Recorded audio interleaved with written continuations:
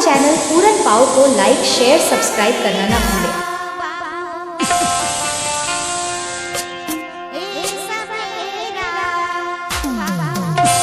पूरन न्यूट्री जमरासी टोला।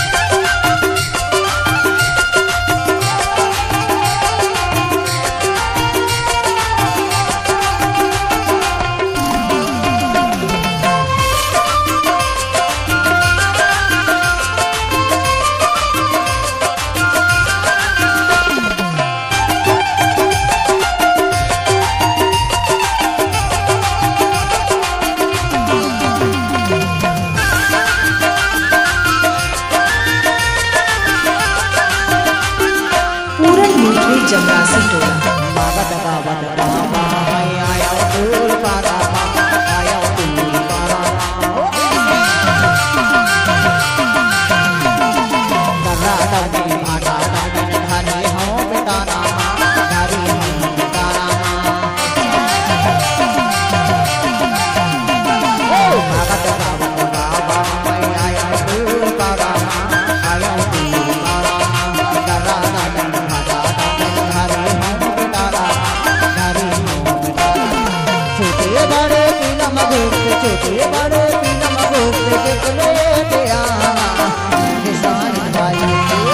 हमारे चैनल पूरन पाव को लाइक शेयर सब्सक्राइब करना ना भूलें। हमारा तेरे में आना हमारा पास में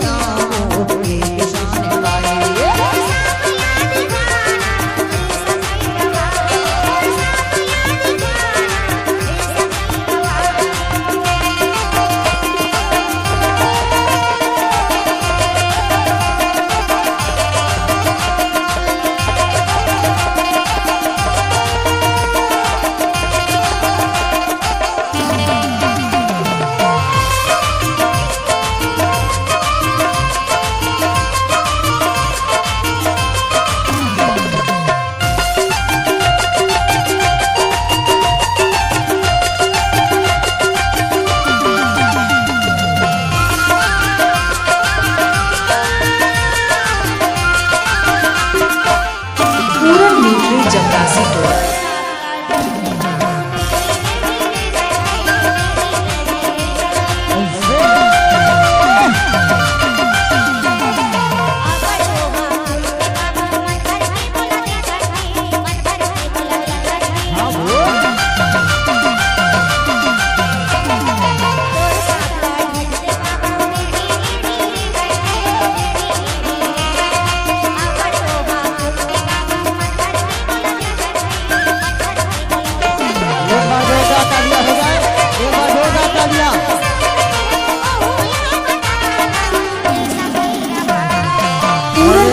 जमरासी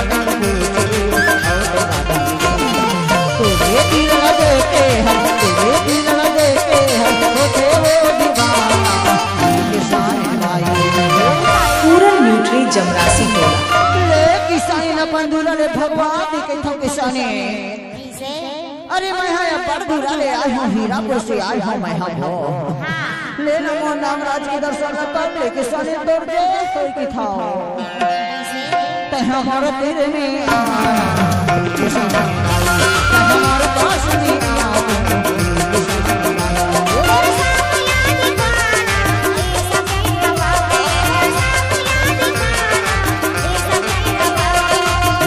में दुर्गर गोसैया हो कहा हे दुर्गर गोसैया हुरा बनाना पूरन न्यूट्री जमरासी टोला हमारे तेरे में